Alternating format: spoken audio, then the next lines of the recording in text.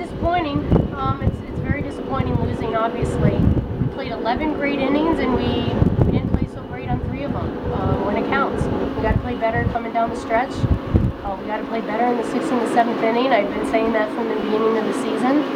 There has been some moments that this team has come through in the 6th and the 7th, but today we played great for 11, and it was those 3 innings that we just didn't play Hofstra softball.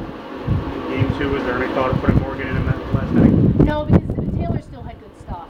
She did, and especially when we had runners in scoring position, we needed ground balls. Taylor is more of a fly ball type of pitcher, and we put ourselves in a position to win when we got those 2 outs.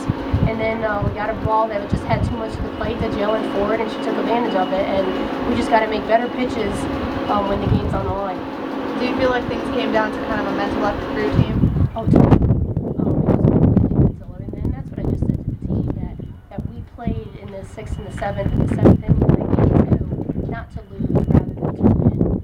We got to go out and we got to take those games where they were back on their heels. They were a little tentative, especially with those first 2 at-bats where we could have, easily gotten 2 outs to start that 7th inning. And we just, again, we were playing not to lose rather than playing to win.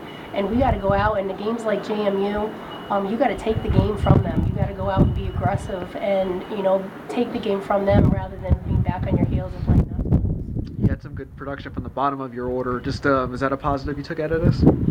It was. Petrofessa did get a hold of one in that first game. Paterno, this is her first time seeing this level of pitching. She didn't have many at-bats early on in the year, so I'm going to leave her in there. She just needs the experience to see that, this level of pitching. Jalen Ford, who's an All-American. So, the more she sees it, the better she's going to be. So I'm not worried about her there.